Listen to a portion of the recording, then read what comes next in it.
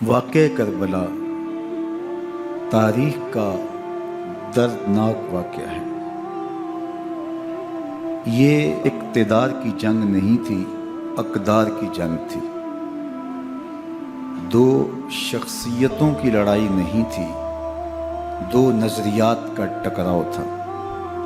یہ حق اور باطل کا معرکہ تھا۔ یزید ظلم کا استعارہ ہے، حسین ابن علی امن کی علامت ہے۔ یزید جبر کا پتلا ہے، حسین صبر کا پیکر ہے۔ یزید اپنی بدطینت فطرت اور اپنی طبع ناہموار کے باعث دنیا پر ذلت و رسوائی، ظلم، جبر، جور و زیادتی کی علامت بن کے ابھرا، اور حسین ابن علی رضی اللہ تعالی عنہ حق و صداقت کا نشان بن کے ابھرا۔ کربلا کے تپتے ہوئے ریگزار میں حسینی اور یزیدی دو کردار سامنے آتے ہیں۔ اقبال نے کہا تھا، موسیٰ و فرعون و شبیر و یزید، ایند و قوت از حیات آیت پدید، زندہ حق از قوت شبیری است، باطل آخر داغ حسرت میری است، سرخ رو عشق غیور از خون او، شوخی ای مصر از مضمون او، تا قیامت قطع استبداد کر، موج خون او چمن ایجاد کر۔ یزید بہدل کی بیٹی محسون کا ناپاک بیٹا تھا، اور حسین محمد عربی کی بیٹی فاطمہ کا شہزادہ تھا۔ یزید دمشق کے اطراف میں سرجون اور جریر، اختل جیسے اوباشوں کے جرمٹ میں پل کے جوان ہوا۔ حسین کے گھر کا دروازہ مسجد نبوی کے اندر کھلتا تھا۔ یزید نشے میں دھت ہو کر کے نمازیں چھوڑ دیتا تھا۔ حسین کی کربلا کے اندر بھی نماز تہجد قضا نہیں ہوئی۔ یزید ظلم کا دوسرا نام ہے، حسین امن کی علامت ہے۔ یزید نے زندگی میں ایک مرتبہ حج کیا اور شراب کے مٹکے ساتھ لے کے آیا، اور اختل اور دیگر گویوں اور مغنیوں کو اپنے ساتھ رکھا تاکہ سفر آسانی سے کٹے۔ حسین ابن علی نے 25 حج سواری ہونے کے باوجود پیدل کیے۔ یزید حج بیت اللہ کے بعد مدینہ المنورہ آیا اور شراب کی ایک مجلس بپا کی۔ حضرت امام حسین رضی اللہ تعالی عنہ جب وہاں پہنچے تو شراب کی پھیلی ہوئی بدبو کو محسوس کرتے ہوئے فرمایا، یہ بو کیسی ہے؟ تو نشے میں دھت یزید بولا، یہ شام میں بنتی ہے، اور ایک جام منگوایا اور اس کو پیتے ہوئے دوسرا جام حضرت امام حسین رضی اللہ تعالی عنہ کی طرف بڑھاتے ہوئے کہا، ابا عبداللہ لیجئے۔ تو حضرت امام حسین رضی اللہ تعالی عنہ نے فرمایا، میں اس کی طرف دیکھتا بھی نہیں ہوں، اور پھر وہ عشقی اشعار پڑھنے لگا۔ جب یزید کی شراب نوشی کا منظر امام حسین رضی اللہ تعالی عنہ اپنی آنکھوں سے دیکھ چکے تھے تو مجھے بتاؤ، یزید کے ہاتھ پہ امام حسین کا پاک ہاتھ کیسے آتا؟ حضرت امام حسین رضی اللہ تعالی عنہ جس ماحول میں پلے تھے، جس ماحول میں پرورش پائی تھی، جس ماحول میں رہے تھے، وہ پاکیزہ اور تقدس مآب ماحول تھا۔ اور یزید کبھی اطراف دمشق میں، کبھی غوطہ میں، کبھی الخزرہ محل میں، اور کبھی کہاں داد عیش دیتا رہا اور لہو و لعب کے اندر مصروف رہا، اور اس کی زندگی ان چیزوں سے عبارت تھی۔ وہ محرمات کو حلال قرار دیتا، شراب نوشی اس کی ہڈیوں میں رچی ہوئی تھی، اور شریعت بیضا کا مذاق اڑایا کرتا۔ اور حسین ابن علی رضی اللہ تعالی عنہ کی دوستیاں جن لوگوں سے تھی وہ عبداللہ ابن عباس تھے، عبداللہ ابن عمر تھے، حضرت عبد الرحمن بن ابو بکر رضی اللہ تعالی عنہ تھے۔ یزید تو جوا کھیلتا رہا، یزید تو قمار بازی کرتا رہا، یزید تو شراب نوشی کرتا رہا، اور حسین ابن علی مسجد نبوی کے ممبر میں حضور کے پہلوؤں میں بیٹھتے رہے۔ زمانے نے وہ منظر دیکھا کہ سرخ رنگ کے جوڑے پہنے ہوئے حسنین کریمین حجرہ فاطمہ سے نکلتے ہیں، کم عمری کی وجہ سے کبھی گرتے ہیں کبھی سنبھلتے ہیں، اور آقا کریم خطبہ ارشاد کر رہے ہیں، خطبہ چھوڑ کے حضور نے شہزادوں کو اٹھا لیا۔ وہ منظر بھی زمانے نے دیکھا۔ حضرت عبداللہ بن شداد کہتے ہیں کہ حضور سجدے میں تھے اور سجدہ اتنا طویل ہو گیا، ہمیں لگا یا تو وحی کا نزول ہو رہا ہے یا پھر اللہ کا حکم آ گیا اور اللہ کے محبوب کی روح قبض کر لی گئی۔ لیکن میں نے جب نظریں اٹھا کے ننکیوں سے دیکھا تو کیا منظر تھا کہ حسین ابن علی حضور کی پشت پہ بیٹھے ہوئے اور میرے آقا سجدے کو طول دے رہے ہیں۔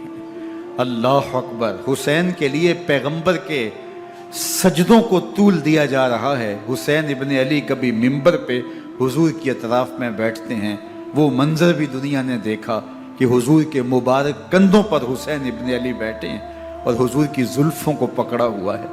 تو حضرت عمر رضی اللہ تعالیٰ عنہ دیکھ کے کہتے ہیں واہ واہ کیسی سواری میسر آئی حسین ابن علی کو۔ تو میرے آقا مسکرا کے کہتے ہیں عمر سواری دیکھتے ہو سوار بھی تو دیکھو۔ اللہ اکبر!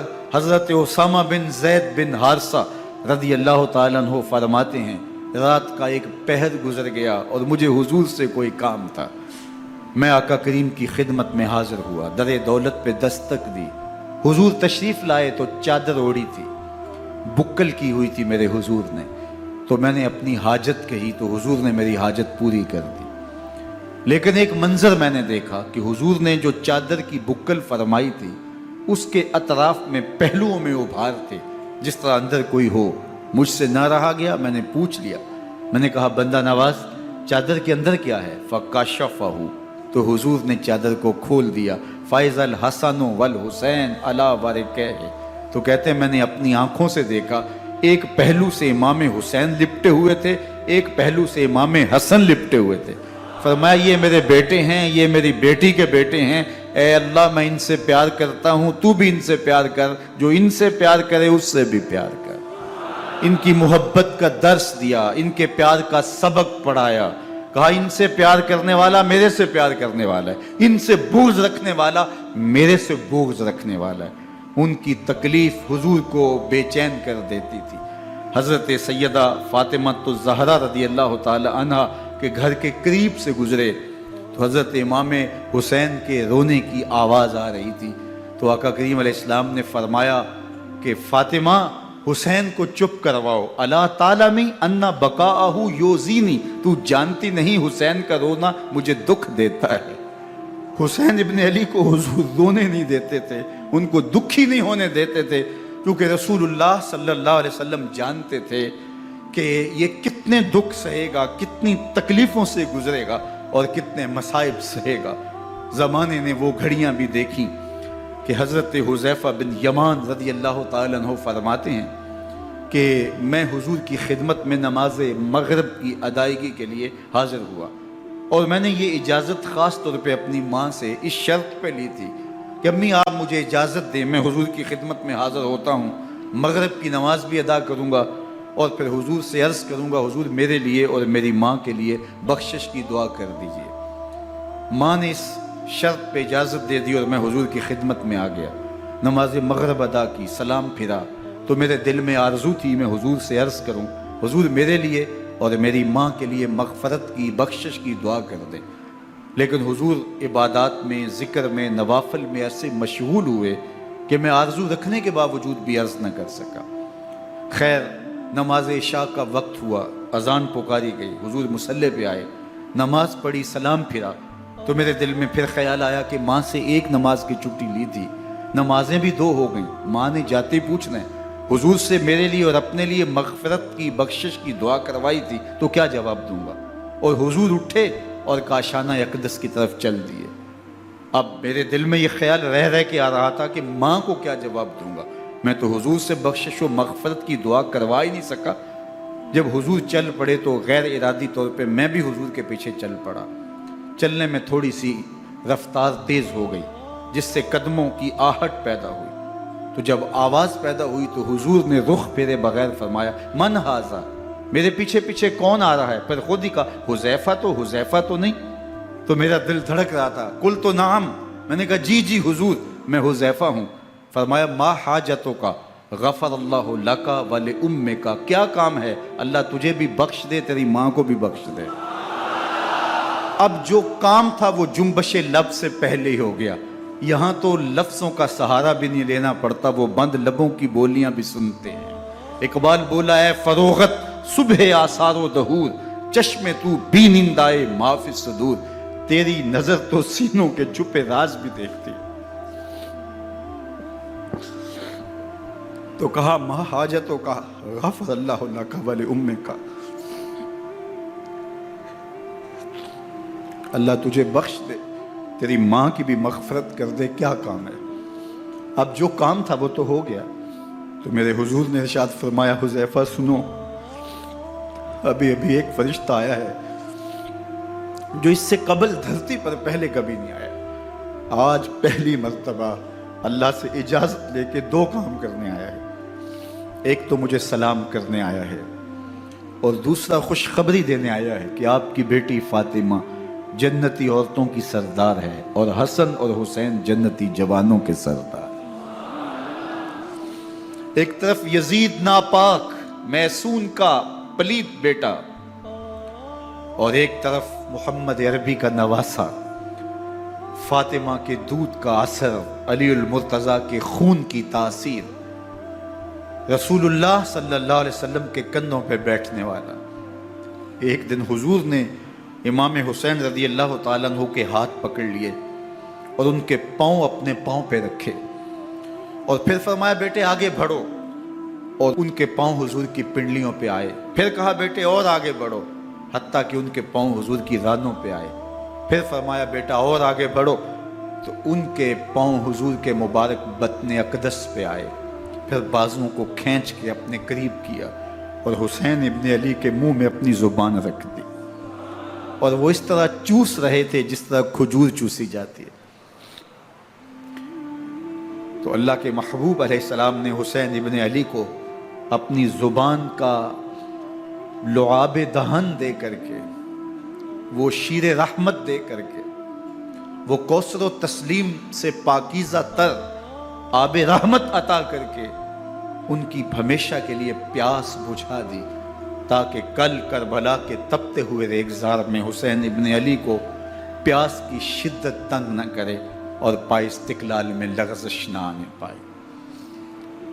ان نازوں سے پالے ہوئے حسین کو، ان محبتوں سے پالے ہوئے حسین ابن علی کو امتحان بھی اتنے بڑے درپیش تھے۔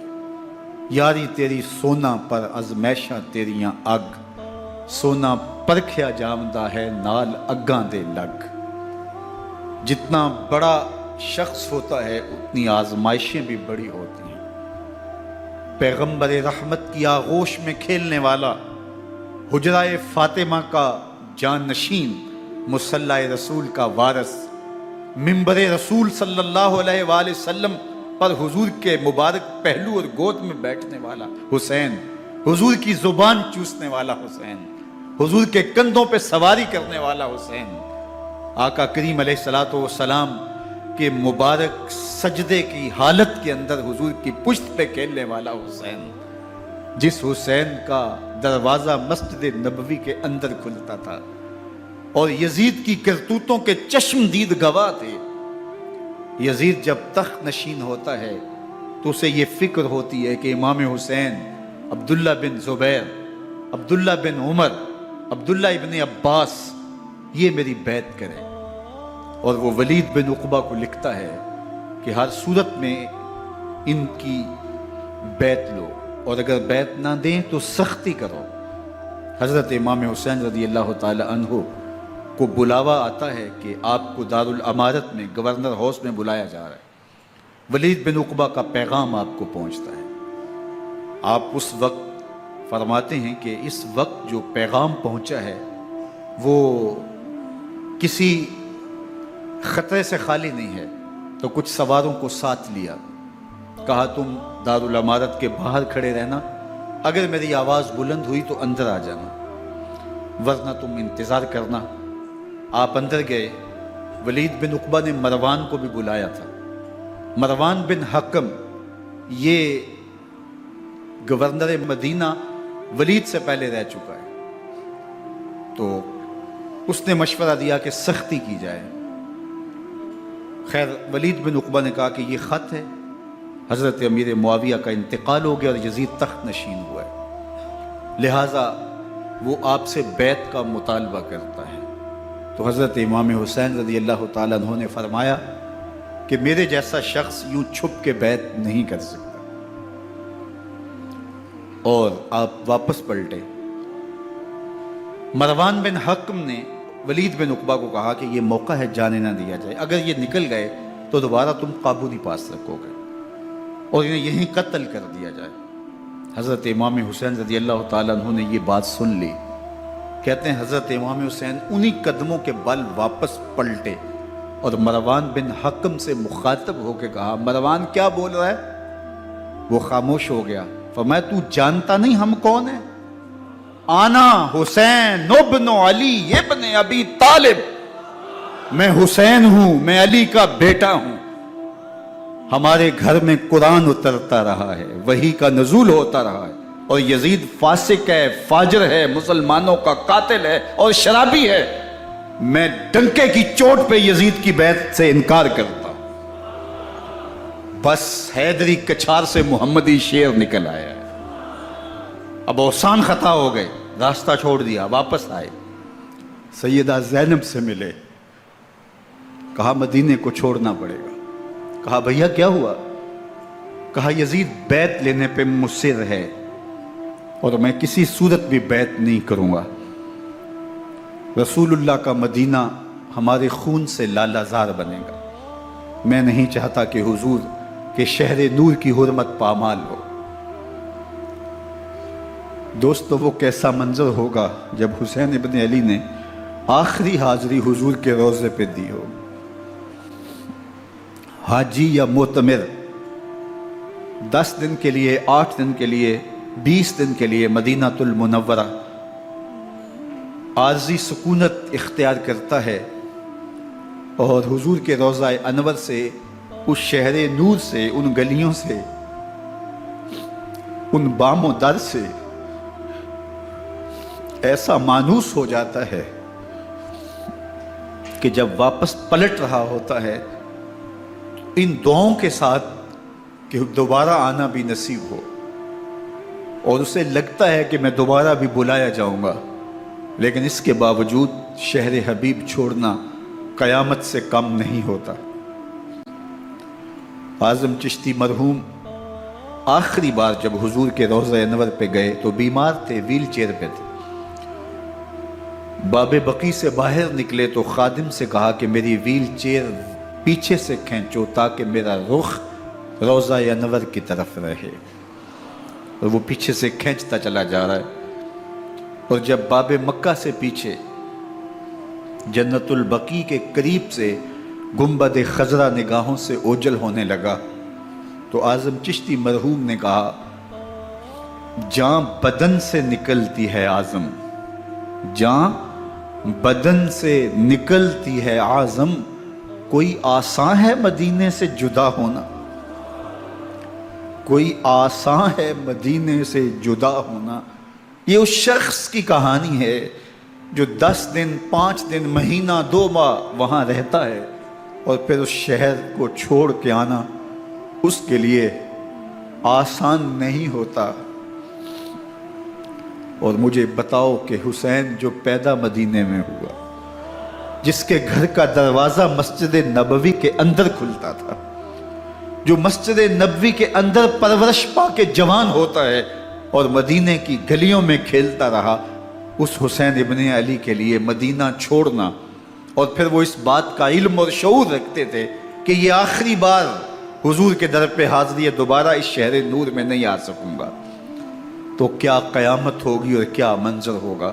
محمد بن حنفیہ کے علاوہ خاندان نبوت کے جتنے لوگ تھے ان سب نے شہر مدینہ کو الوداع کہا، اور رات کے موقع میں مدینہ المنورہ کو، مسجد نبوی کو چھوڑ کر کے مکہ کی جانب عازم سفر ہوئے۔ 3 شعبان المعظم کو مکہ المکرمہ پہنچتے ہیں، ادھر کوفیوں کے خطوط آنے شروع ہو جاتے ہیں۔ حضرت امام حسین رضی اللہ تعالیٰ عنہ مسلم بن عقیل رضی اللہ تعالیٰ عنہ کو صورتحال معلوم کرنے کے لیے بھیج دیتے ہیں۔ 40,000 کوفی آپ کے ہاتھ پہ بیعت کر لیتے ہیں۔ ادھر 25 پیدل حج کرنے والے حضرت امام حسین 8 ذی الحج کو احرام باندھتے ہیں، لیکن آپ کو پتہ چلتا ہے کہ حاجیوں کے روپ میں قاتل چھپا دیے گئے، تو آپ اس احرام کو حج کی بجائے عمرے میں بدلتے ہیں اور کوفے کی جانب عازم سفر ہوتے ہیں۔ کائنات والو، ذرا سینے پہ ہاتھ رکھ کے دیکھو کہ یہ کتنا مشکل مرحلہ تھا۔ اس دین کی آبرو کو بچانے کے لیے حضرت امام حسین رضی اللہ تعالیٰ عنہ نے کتنا بڑا قدم اٹھایا۔ آپ کے بہیخہ، دوست، احباب عبداللہ بن عمر یہ سارے روکتے ہیں، عبداللہ بن عباس کہتے ہیں حضرت نہ جائیے، الکوفی لا یوفی، کوفی کبھی وفا نہیں کرتے، آپ کے والد کو وہاں شہید کیا گیا، لیکن آپ ایک فرض کو نبھانے جا رہے ہیں۔ میرے غم گسارو، میرے مہربانوں، نہ روکو مجھ کو جانے دو، مجھے نانے کے دی کی ڈوبتی کشتی بچانے دو، میں جاتا ہوں کہ دنیا پر وفا کا نام رہ جائے، میں رہوں نہ رہوں پر عظمت اسلام رہ جائے۔ میں نہیں جاتا تو نبی کے گھر کی آن جاتی ہے، میں نہیں جاتا تو نبی کے گھر کی آن جاتی ہے، تمہارا دین جاتا ہے، میری غیرت ایمان جاتی ہے۔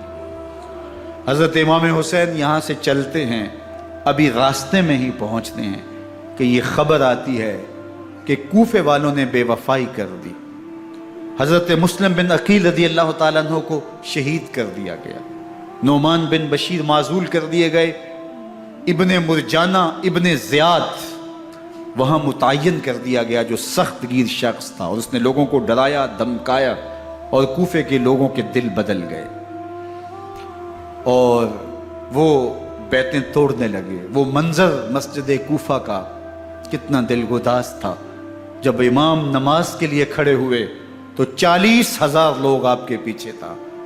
جب سلام پھیرا اور امام نے دیکھا کہ پیچھے لوگ نہیں ہیں، پھر لوگوں نے اپنے دروازے بھی بند کر لیے۔ رات کی تنہائیاں ہیں اور حضرت مسلم بن عقیل کو کوئی پناہ دینے والا نہیں ہے، لوگوں نے دروازے بند کر لیے کہ کہیں ہمارے گھر میں نہ آ جائیں اور ہم مشقت اور حکومتی تشدد کا شکار نہ ہوں۔ کتنا دردناک لمحہ ہے حضرت مسلم بن عقیل رضی اللہ تعالیٰ عنہ پہ، اور پھر حضرت مسلم بن عقیل بے دردی سے شہید کر دیے جاتے ہیں۔ آپ ابھی راستے میں ہیں، یہ ساری کہانی پہنچتی ہے کہ حضرت مسلم شہید کر دیے گئے اور بے دردی سے شہید کر دیے گئے۔ وہ جنہوں نے خط لکھے تھے کہ ہم آپ کے ساتھ ہیں اور ہم منتظر ہیں، چشم بھرا ہیں، آپ کے قدموں کی چاپ سننے کے لیے بےتاب ہیں، آج انہوں نے بیعتیں توڑ دی، 40,000 کوفی منحرف ہو گئے۔ مسجد کوفہ کا وہ منظر کس قدر روح کو تڑپا دینے والا تھا۔ ہم پچھلے سال عصر اور مغرب کے درمیان جب کوفہ پہنچے تو سورج ڈوبنے کے قریب تھا۔ میں نے اپنی زندگی میں اتنا اداس موسم کہیں نہیں دیکھا جتنا اداس موسم کوفے میں دیکھا۔ ایسے لگتا تھا جس طرح کوفے کی آب و ہوا آج بھی شرمندہ ہے۔ جو مسلم بن عقیل اور خاندان نبوت کے ساتھ اہل کوفہ نے کیا، حضرت امام حسین رضی اللہ تعالیٰ عنہ کو ان کے بہی خواہوں نے، اعزاء نے، اقربا نے، دوستوں نے، آوان و انصار نے، ساتھیوں نے کہا کہ حضرت حالات یکسر تبدیل ہو گئے، اب ہمیں مراجعت کر جانی چاہیے، واپس پلٹ جانا چاہیے۔ تو حضرت امام حسین کافی سوچ بچار میں رہے، پھر اس کے بعد آپ نے فیصلہ کیا کہ ہم آگے بڑھیں گے۔ دوستوں نے کہا کہ حضرت اگر آپ آگے بڑھیں گے تو ہمیں لگتا ہے کہ وہ آپ کے ساتھ سلوک اچھا نہیں کریں گے اور آپ بچوں کے سامنے پیاسے شہید کر دیے جائیں گے۔ تو حضرت امام حسین رضی اللہ تعالیٰ عنہ نے وہاں ایک خطبہ ارشاد فرمایا کہ لوگوں تم جو مجھے بتا رہے ہو مجھے اچھی طرح معلوم ہے، جو تم مجھے منظر پیش کر رہے ہو وہ میری نگاہوں میں ہے، اور جو کچھ ہونے والا ہے چشم تصور وہ منظر دیکھ رہی ہے۔ چونکہ حضرت امام حسین رضی اللہ تعالیٰ عنہ کی شہادت کی خبر حضرت امام حسین کے پیدا ہوتے ہی خاندان نبوت میں عام تھی۔ حضور علیہ الصلوۃ والسلام کو یہ بات جبریل امین نے آ کے بتائی تھی جب حسین ابن علی کے ساتھ حضور محبت کا اظہار کر رہے تھے، تو یہ جبریل امین نے آ کے کہا تھا حضور آپ کا یہ بیٹا ارض طف میں شہید کر دیا جائے گا، اور کربلا کی مٹی لا کے حضور کو دی اور ام سلمہ کو حضور نے عطا کر دی۔ حضرت ام سلمہ کہتی ہیں کہ ایک دن میں سوئی تو خواب دیکھا کہ حضور کے مبارک بال بکھرے ہوئے ہیں اور سخت پریشان ہیں، تو میں نے کہا کہ حضور آپ کی یہ کیا حالت ہے؟ وَبِيَدِهِ قَارُورَةٌ، اور حضور کے ہاتھ میں ایک شیشی ہے، فِيهَا دَمٌ، جس کے اندر خون ہے۔ تو میں نے کہا حضور یہ کیا؟ فرمایا میں قتل گاہ حسین سے آ رہا ہوں اور یہ حسین ابن علی کا خون ہے۔ تو کہا 10 محرم کا دن تھا، دوپہر کا یہ منظر تھا، میں کیلولہ کر کے اٹھی، جب میں نے دیکھا تو وہ شیشی جس میں کربلا کی مٹی رکھی تھی وہ خون بن چکی تھی۔ تو یہ خبر پہلے دی گئی تھی، یہ بتا دیا گیا تھا۔ فرمایا میرے دوستو جو تم مجھے بتاتے ہو میں اس سے بے خبر نہیں ہوں، یہ سب کچھ ہونے والا ہے، لیکن اس کے باوجود میں کیوں جا رہا ہوں؟ تو آپ کا ایک تاریخ ساز جملہ ہے جو کربلا کے فلسفے کو ہمارے سامنے رکھتا ہے کہ یہ اتنا بڑا امتحان کیوں دیا۔ حضرت امام حسین رضی اللہ تعالیٰ عنہ نے فرمایا وَلَكُمْ فِيَّ أُسْوَةٌ، میں اس لیے جا رہا ہوں قیامت تک ظلم، جبر اور ناانصافی کے خلاف کھڑے ہونے والوں کے لیے کوئی نمونہ تو ہو۔ میری زندگی قیامت تک ظلم، جبر اور استحصالی نظام کے خلاف کھڑے ہونے والوں کے لیے نمونہ ہے۔ تو حضرت امام حسین رضی اللہ تعالیٰ عنہ نے حق اور باطل کے درمیان ایک سرخ لکیر کھینچ دی اپنے خون سے۔ اب حق اور باطل کا امتیاز کرنا مشکل نہیں ہے، کوئی باطل پہ اڑا رہے تو الگ بات ہے، لیکن امتیاز کرنا مشکل نہیں ہے۔ حدود بالکل واضح کر دی۔ اقبال نے یہاں کتنی خوبصورتی کے ساتھ اس مضمون کو نبھایا۔ سرخ رو عشق غیور از خون او، شوخی این مصرع از مضمون او، تا قیامت قطع استبداد کر، موج خون او چمن ایجاد کر۔ ایک جہاں آباد کر دیا، حق اور باطل کی راہیں اجال دی۔ اب لوگوں کو یزید کا چہرہ پہچاننے میں دیر نہیں لگتی، وقت کے ہر یزید کا چہرہ آسانی سے پہچانا جا سکتا ہے۔ یہ معرفت زمانے کو کروائی کس نے؟ حسین ابن علی نے کروائی رضی اللہ تعالی عنہ۔ تو حضرت امام حسین نے فرمایا کہ جو میرے ساتھ ہونے والا ہے میں اچھی طرح جانتا ہوں، لیکن میں اس کے باوجود آگے بڑھوں گا۔ پھر بڑھے اور کربلا میں جا کے خیمہ زن ہو گئے۔ 7 محرم کو پانی بند کر دیا گیا۔ پانی بند ہوا تو کھانا بھی میسر نہیں تھا، لیکن ذکر پانی کا ہوتا ہے اس لیے کہ کھانے کے بغیر انسان کئی دن کاٹ لیتا ہے، لیکن پانی کے بغیر گزر نہیں ہوتی۔ تو فرات کی نہر سامنے اپنی موجوں کے ساتھ چمک رہی ہے، لیکن ایک قطرہ آب بھی آل رسول کو نہیں دیا جا رہا۔ کائنات کے اندر ایسے انوکھے امتحان بھی ہوتے ہیں۔ وارثوں ساقی کوثر کے، مالک ہوں حوض کوثر کے، اور بیٹے ہوں ساقی کوثر کے، اور آج ایک بوند پانی کی بھی میسر نہ ہو۔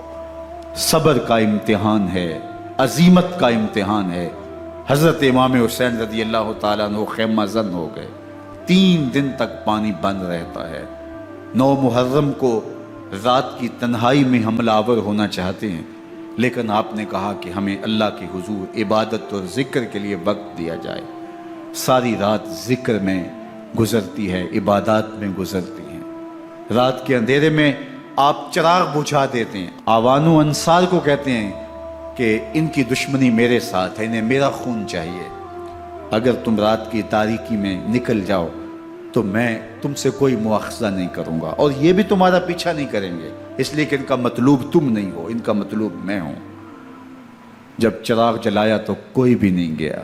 مسلم بن نوسجہ کھڑے ہو کے کہتے ہیں حضرت اگر ہمارے بدن کو 70 بار کاٹا جائے اور جلایا جائے اور ہواؤں میں اڑا دیا جائے پھر بھی آپ کا ساتھ نہیں چھوڑیں گے۔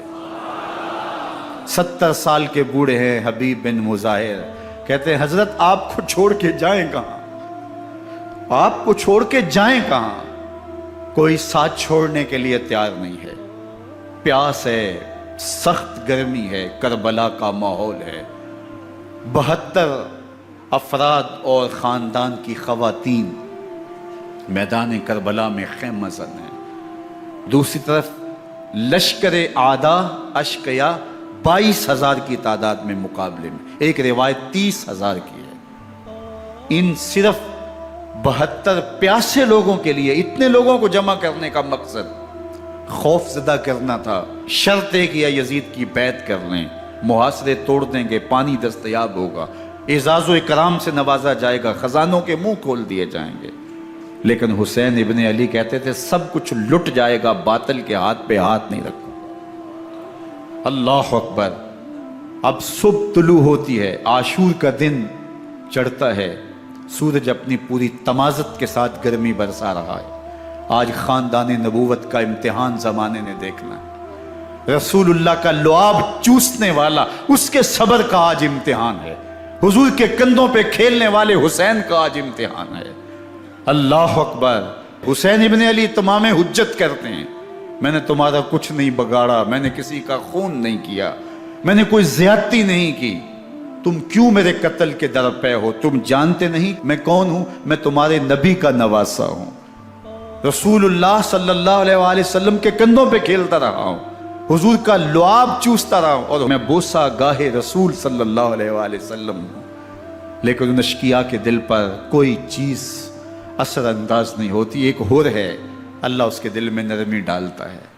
پہلے تو امام حسین کو گھیر کے لے کر کے آتا ہے، لیکن بعد میں وہ قافلہ یزید سے قافلہ حسین کی طرف آ جاتا ہے۔ امام حسین فرماتے ہیں تو دنیا میں بھی ہور ہے، آخرت میں بھی ہور ہے، آزادی مل جاتی ہے۔ باقی 22,000 کا لشکر جرار امام حسین کے قتل کے در پہ ہے۔ پھر تاریخ نے خاندان نبوت کا وہ انوکھا امتحان دیکھا۔ حضرت امام حسین کے بچے بالخصوص خواتین پیاس کی شدت میں حلق خشک ہیں۔ حضرت سکینہ تڑپ کے اپنے باپ سے کہتی ہیں کہ مجھے 6 ماہ کے علی اصغر کی پیاس نہیں دیکھی جا رہی۔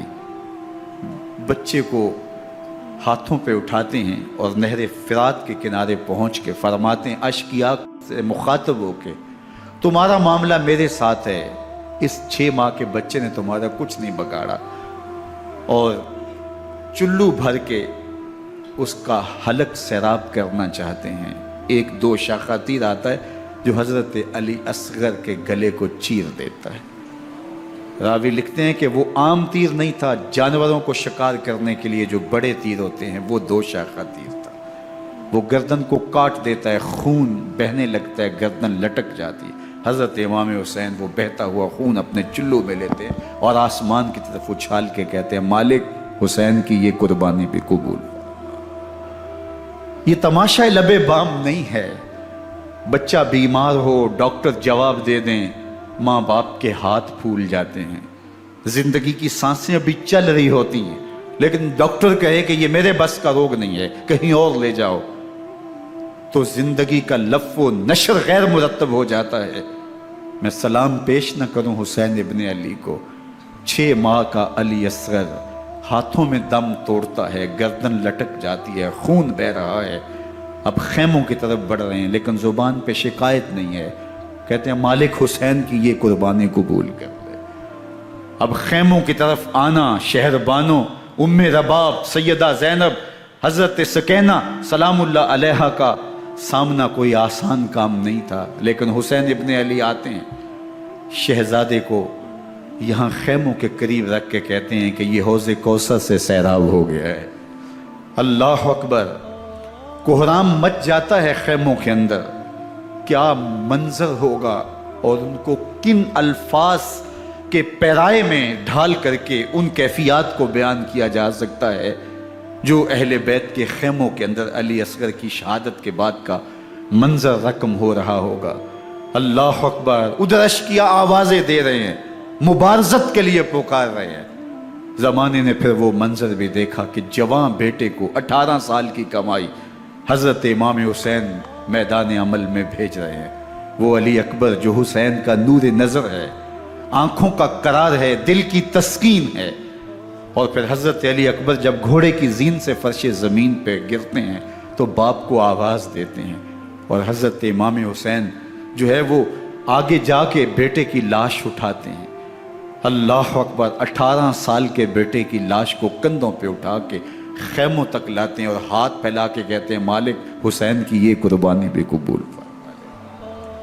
कभी कासिम बिन हसन की लाश उठा के लाते हैं, कभी ओनो मोहम्मद की लाशें उठा के लाते हैं, भतीजों की, भांजों की, भाई अब्बास के कटे हुए बाजू और जख्मों से छिदा हुआ लाशा।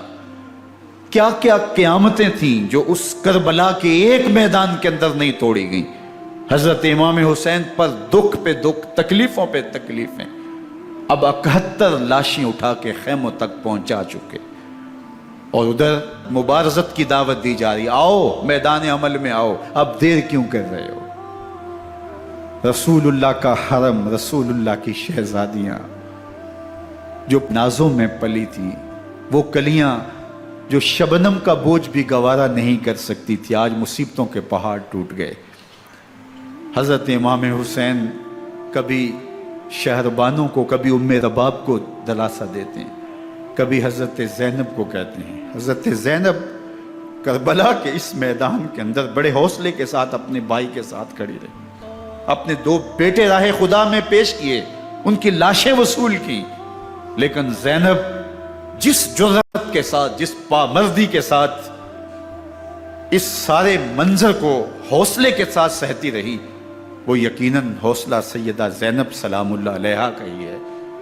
लेकिन ये वो मंजर था कि ज़ैनब का दिल भी डोल गया जब हुसैन इब्ने अली घोड़े पे बैठने लगे और उनको घोड़े में बिठाने वाला कोई नहीं था, और जो भी सवार जाता फिर वापस उसकी लाश ही आती और हुसैन इब्ने अली लेके आते। आज हुसैन इब्ने अली जा रहे हैं, जिंदगी का सारा सरमाया लुट रहा है। हजरत ज़ैनब सलामुल्लाह अलैहा संभाले संभल नहीं रही। हजरत इमाम रदी अल्लाह ताला अन्हु उठे और आपने हजरत ज़ैनब को सब्र की तलकीन की और कहा कि सब्र ही बेहतरीन जरिया है और अल्लाह की कुर्बत का एक बेहतरीन सबब है। और उनको सब्र की तलकीन करते हुए फरमाया कि मेरे बाद तुमने इस जिम्मेदारी को संभालना है और इन मुखद्दरात इस्लाम की, इन शहजादियों के पर्दे की तुमने हिफाजत करनी है। और फिर घोड़े की जीन कस के इमाम हुसैन लश्कर अश्किया की तरफ बढ़ते हैं। अब खैमों से सिसकियों की आवाज़ आ रही है, उनका सरदार, उनका ताजदार आज सबको छोड़ के करबला के मैदान की तरफ बढ़ रहा है। जुर्म क्या किया, कसूर क्या किया, इसने क्या ज्यादती की कि आज नेज़ों और अनियों के मुकाबले में 22,000 का लश्कर हजरत इमाम हुसैन पे टूट पड़ता है। आप फिर इत्माम हुज्जत करते हैं, मैंने किसी को कत्ल नहीं किया, खूने ना हक नहीं बहाया, मेरे खून के दरपे क्यों हो, अपनी आखिरत क्यों बर्बाद करते हो, तुम जानते नहीं मैं कौन हूं, मैं तुम्हारे नबी का नवासा हूं। लेकिन इब्ने ज़ियाद कहता है मुकाबले में आओ। फिर हजरत इमाम हुसैन रज़ी अल्लाह ताला अन्हु मुकाबले में आते हैं और जब घोड़े को एड़ लगा के दुश्मन अश्किया पे टूटते हैं तो फिर ऐसा मंजर होता है कि वो भेड़ बकरियों की तरह आगे भागते हैं। 71 जख्म कलेजे पे लिए शुजात का ये पैकर जब मैदान में आता है, आवाज आती, ये कौन जी वकार है, बला का शाह सवार है, لباس ہے پھٹا ہوا غبار سے اٹا ہوا، تمام جسم نازنی چدا ہوا کٹا ہوا، یہ نبی کا نور عین ہے، یہ بالیقین حسین ہے، یہ حسین ابن علی ہے رضی اللہ تعالیٰ عنہ۔ پھر چاند بادلوں میں گھر جاتا ہے، شامی ہنڈے تیر برساتے ہیں، تلواروں سے آپ کے بدن پر ضربیں لگاتے ہیں اور نیزوں سے آپ کے بدن کو پرو دیتے ہیں۔ جب آپ کا پیراہن بعد میں اتارا گیا تو آپ کے پیراہن میں 122 سوراخ تیروں کے تھے، 33 زخم تلواروں کے اور 34 گھاؤ نیزوں کے تھے۔ جب گھوڑے کی زین سے فرش زمین پر آئے، بدن چھلنی تھا، زخم زخم سے خون بہ رہا تھا، 3 دن کا پیاسا حسین، اللہ اکبر، بدن زخموں سے چور، 71 لاشیں کلیجے پہ لیے، مخدرات اسلام کے پردے کا خیال دل میں الگ ہے، لیکن گھوڑے کی زین سے جب فرش زمین پہ امام حسین آتے ہیں، زبان پہ ہائے نہیں، نالا و شیون نہیں، چیخ و پکار نہیں، آتے ہی پیشانی سجدے میں رکھتے ہیں اور پکارتے ہیں اللہم ردن بقضائک و صبرن علی بلائک تسلیما لامرک سبحان ربی الاعلی۔ مالک گھر لٹا کے، بچے لٹا کے، خاندان سب کچھ قربان کر کے، اپنے بدن کو زخموں سے چھلنی کروا کے، تیروں اور نیزوں کی انیوں سے اپنے آپ کو زخمی کروا کے، تیرے حضور سر جھکا کے یہ اقرار کرتا ہوں کہ حسین تیری تقدیر پہ راضی ہے، مالک تو بھی بتا، تو بھی حسین پہ راضی ہوا ہے کہ نہیں ہوا۔ آواز آ رہی ہے، اس پیاسے پر علی شیر خدا کو ناز ہے، اس نواسے پر محمد مصطفیٰ کو ناز ہے، اوروں نے بھی سجدے کیے پر اس کا عجب انداز ہے، اس نے وہ سجدہ کیا جس پر خدا کو ناز۔ حسین ابن علی رضی اللہ تعالیٰ عنہ کا سر انور دستے قاتل نے تب کاٹا جب وہ سجدے میں جھکا ہوا تھا۔ یزید نے کہا میں بیعت لوں گا، امام حسین نے کہا کبھی بھی نہیں دوں گا، یہ سر کٹ سکتا ہے جھک نہیں سکتا۔ سر کاٹ کے نیزے کی نوک پہ چڑھا دیا گیا اور یہ اس بات کا اعلان تھا کہ ہم جیت گئے اور حسینی ہار گئے، اور لشکر یزید میں غوغا مچ گیا، نقارے بجنے لگے کہ ہم جیت گئے، دیکھو امام حسین شہید کر دیے گئے، اور سر کاٹ کے نیزے کی نوک پہ چڑھایا گیا۔ لیکن لشکر یزید سے ہی آواز آئی یہ کیسا سر ہے جو کٹ کے بھی سر بلندی ہے، کٹ گیا ہے پھر بھی اونچا ہے، اللہ اکبر، یہ سر سجدے میں کٹا ہے، رب کے حضور عبادت کی حالت میں کٹا ہے، حسین آج بھی سجدے میں ہے، اللہ اکبر، حسین آج بھی سجدے میں ہے، بلکہ کٹے ہوئے سر کا رخ زمین کی جانب تھا اور کٹی گردن آسمان کی طرف، یوں نیزے پہ پرویا گیا، اللہ اکبر۔ ایک شاعر نے نقشہ کھینچا، بآنکھ سر نیزے پہ اور سوئے زمین ہے روح، یعنی سجدہ ثانی کی ہے آرزو۔ رکعت کے 2 سجدے ہوتے ہیں، ابھی ایک سجدہ ہوا تھا کہ دست قاتل نے سر کاٹ دیا، کہا حسین کی پیشانی میں دوسرے سجدے کی تمنا مچل رہی۔ یہ تھا حسین ابن علی کا سجدہ، ساری زندگی رب کے حضور سجدہ قضا نہیں ہونے دیا۔ آج پانی نہیں ہے، اللہ اکبر، آج تیمم کر لیتے ہیں، آج اپنے خون کو اوڑھ کر کے حسین نے اپنی پیشانی اپنے مالک کے حضور جھکا کر کے عظیمت کی وہ انوکھی داستان رقم کر دی کہ صدیاں گزرنے کے باوجود بھی ان کی یادوں کے چراغ روشن ہیں۔ جب حضرت امام حسین اور دوسرے آیان و انصار کو شہید کر دیا گیا تو ان کے سر نیزوں کی نوک پہ چڑھا دیے گئے، حضرت امام حسین کا کٹا ہوا سر اور باقی 71 افراد کے کٹے ہوئے سر نیزوں کی نوک پہ، اور 10 سواروں کو ابن سعد نے کہا کہ ان کو رون دو، اور گھوڑوں کی ٹاپوں تلے حضرت امام حسین رضی اللہ تعالیٰ عنہ اور ان کے آوان و انصار کو جو ہے وہ روندا گیا، حتیٰ کہ ان کی استخوان مبارک، ان کی ہڈیاں بھی چور چور ہو گئیں۔ روننے سے قبل ان کا لباس اتار لیا، ان کے کپڑے اتار لیے گئے۔ اللہ اکبر، کیسی دردناک گھڑیاں تھیں۔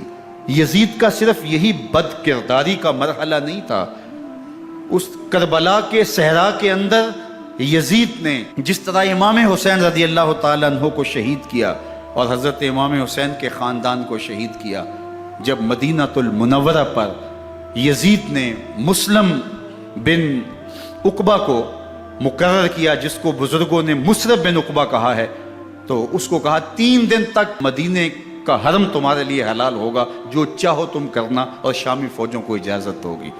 تو وہاں بھی انہوں نے 10,000 تابعین اور 700 صحابہ کو شہید کیا۔ حضرت ابو سعید خدری رضی اللہ تعالیٰ عنہ گھر سے باہر نکلے، کافی بوڑھے ہو چکے تھے، تو انہوں نے حضرت ابو سعید خدری کو پکڑ لیا، کہا تم کون ہو؟ کہا مجھے ابو سعید خدری کہتے ہیں۔ تو کہا ہاں تمہارا نام سنا ہے، اور داڑھی سے پکڑ کے کھینچا اور کہا کہ ہے تمہارے پاس جو ہمیں دو؟ تو کہا کہ میرے پاس تو کچھ بھی نہیں، میں تو فقیر آدمی ہوں۔ تو ان کے گھر ان کو لے گئے، تو 2 کبوتر رکھے تھے حضرت ابو سعید خدری نے، تو وہ کبوتر لوٹ کے لے گئے۔ اللہ اکبر۔ حضرت ابن سنان رضی اللہ تعالیٰ عنہ کو، جو حضور کے علم بردار تھے فتح مکہ کے دن، ان کو ستو پہلے پلائے اور پھر ان کی گردن کاٹی گئی، اور کہا یہ ہے وہ ستو جو تم زندگی میں آخری بار پیو گے۔ ایک گھر میں داخل ہوئی شامی فوج، تو ایک خاتون کے ابھی ابھی بچہ پیدا ہوا تھا، اور قابلہ نے، دائیا نے، وہ بچہ ماں کی چھاتی پہ لٹایا، اور وہ ماں کا پہلا دودھ پی رہا تھا۔ تو یہ جا کے کہنے لگے نکالو تمہارے پاس جو کچھ ہے۔ تو اس خاتون نے کہا تم جانتے ہو یہ بچہ کون ہے؟ تو انہوں نے کہا ہم نہیں جانتے۔ کہا یہ حضرت ابن ابی کبشہ انماری رضی اللہ تعالیٰ عنہ کا بچہ ہے، اور یہ وہ صحابی ہیں کہ جو بیت الشجرہ کے موقع پہ حضور کے ہاتھ پہ بیعت کرتے ہیں۔ انہوں نے اس چیز کا لحاظ نہ کیا کہ جو کچھ ہے وہ ہمیں دو، ورنہ تیرے بچے کے نہیں چھوڑیں گے۔ تو ماں بچے سے مخاطب ہو کے کہتی ہے، ابھی بچہ پیدا ہوا ہے اور ماں سے پہلا دودھ پی رہا ہے، کہ بیٹے اگر میرے پاس کچھ ہوتا، وہ قیمتی سے قیمتی چیز بھی ہوتی، تیری جان کے لیے قربان کرتی، لیکن اس وقت میرے پاس کچھ ہے نہیں۔ تو ایک شکی آگے بڑھا اور بچے کو ایک ٹانگ سے پکڑ کے کھینچ کے دیوار کے ساتھ پٹک کے مارا، جس سے دماغ کا بھیجا نکل گیا۔ کیا کیا زیادتیاں نہیں کی۔ 700 صحابہ حرہ کے واقعہ میں شہید کیے یزید نے، اور 10,000 تابعین شہید کیے۔ مسجد نبوی میں ممبر رسول کے ساتھ گھوڑے باندھے، اور وہ ممبر رسول اور مصلی رسول کے قریب لید کرتے رہے۔ حضرت سید عبد المسیب فرماتے ہیں میں نابینا تھا اور حضور کے روضہ انور کے پاس بیٹھا تھا، اور یزید کے سپاہی آتے، جو بھی مسجد میں نظر آتا پکڑ کے لے جاتے، مجھے نابینا سمجھ کے چھوڑ دیتے، لیکن میں پریشان تھا کہ ظہر کا وقت ہوگا، عصر کا وقت ہوگا، مغرب عشاء کا وقت ہوگا، نہ اذان نہ اقامت نہ جماعت، تو کیسے مجھے پتہ چلے گا کہ نماز کا وقت ہو گیا، اور کیسی میری نمازوں کا کیا بنے گا؟ میں اس فکر میں بیٹھا تھا۔ لم ازل اسمع الاذان والاقامت من قبر رسول اللہ صلی اللہ علیہ وآلہ وسلم۔ فرماتے ہیں جب بھی پھر نماز کا وقت آیا، گنبد خضرا سے اذان کی بھی آواز آئی، اقامت کی بھی آواز آئی۔ 3 دن تک مسجد نبوی کے اندر گھوڑے بندے رہے، اور مدینہ کی حرمت پامال کی۔ مدینہ کے گھروں کے اندر یہ بدکماش داخل ہوئے، اور جو بدکاریاں انہوں نے کی، کلیجہ منہ کو آتا ہے۔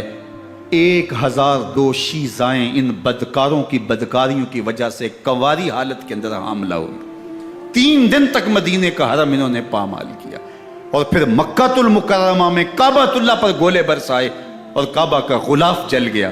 وہ تو یزید مر گیا، اور حضرت عبداللہ ابن زبیر رضی اللہ تعالیٰ عنہ نے اپنی خلافت کا اعلان کیا۔ یزید کے یہ کرتوت تھے، ادھر اہل مدینہ کو ستایا، ادھر اہل مکہ کو ستایا، اور رسول اللہ صلی اللہ علیہ وسلم کے خانوادے کی بے حرمتی اور توہین کی۔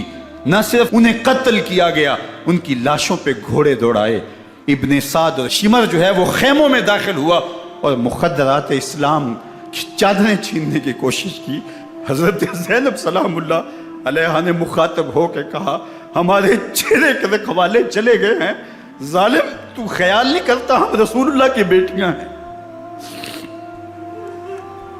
حضرت شہربانو، حضرت زین العابدین اور حضرت زینب سلام اللہ علیہ، ان تینوں کو ایک اونٹ پہ باندھا گیا، اور باقی اونٹوں پہ باقی سادات کو، حضور کی شہزادیوں کو باندھا گیا، رسیوں میں جکڑا گیا، اور اونٹوں پہ باندھ کر کے کوفے کی جانب آگے آگے شہیدوں کے سر چل رہے ہیں، اور پیچھے یہ قافلہ چل رہا ہے۔ اور جب یہ قافلہ وہاں سے گزرا جہاں لاشیں پڑی تھی، امام زین العابدین 14 سال کے تھے اور بیمار تھے، اور ان کا حوصلہ نہ ہوا، وہاں غشی ان کے اوپر آنے لگی، اور وہ منظر ابن کثیر نے، باقی لوگوں سب نے لکھا ہے کہ پھر جب ان کی یہ حالت ہوئی تو پھر سیدہ زینب سلام اللہ علیہ، جنہوں نے ابھی تک بڑے حوصلے کے ساتھ ساری مشکلات کا مقابلہ کیا تھا، اب ان کے بندن ٹوٹ گئے اور آنکھوں سے آنسو بہنے لگے، اور سیدہ زینب نے امام حسین رضی اللہ تعالیٰ عنہ کی لاش پہ کھڑے ہو کے، اور وہ روندی ہوئی لاش، ٹوٹی ہوئی ہڈیاں، اور وہ پریشاں بدن، کٹا ہوا سر نیزے کی نوک پہ، اور لاش یہ پڑی ہے، تو حضرت سیدہ زینب نے مدینے کی طرف منہ کر کے جو ہے وہ حضور سے فریاد کی، یا محمد آہو، یا محمد آہو، ھذا حسین بالآراء مزمل بالدماء، یا محمد آہو بناتوں کا سبایا۔ یا رسول اللہ، اے پیارے آقا، یا جدہ ہو، اے ہمارے نانا محترم، یہ دیکھیے آپ کا حسین پڑا ہوا ہے، بدن سے کپڑے اتار لیے گئے، خاک ہوائیں اڑا رہی ہیں، اور اس کے اوپر چادر جو ہے وہ مٹی کی پڑ گئی ہے۔ حضور آپ کی اولاد کاٹ دی گئی، اور پھر کہا بناتوں کا سبایا، حضور دیکھیے آپ کی بیٹیوں کے ہاتھ باندھ دیے گئے ہیں، اونٹوں پہ کس دیا گیا ہے، سر شہیدہ آگے آگے چل رہے ہیں، اور حضرت سیدنا امام حسین کا آگے آگے سر ہے۔ راستے کے اندر ایک جگہ آئی، رات گزری اور ان کو اتارا گیا۔ رات کا موقع تھا، ایک خاتون آئی اور اس نے کوئی کھانا پیش کیا ان کو، اور کہا کہ میں کسی زمانے میں حضرت سیدہ فاطمہ الزہرا کی نوکری کیا کرتی تھی، ان کی لونڈی تھی، ان کی کنیز تھی، اور آج مجھے پتہ چلا کہ آپ لوگ گزر رہے ہیں، تو میں نے کہا کہ میں اپنی مخدومہ کے خاندان کی خدمت کروں۔ اور پھر اس نے کہا کہ اس وقت سیدہ کی گود میں ایک 6-7 ماہ کی بچی تھی جس کو زینب کہا کرتے تھے، تو سیدہ زینب نے کہا کہ اماں اگر پہچانتی ہو تو وہ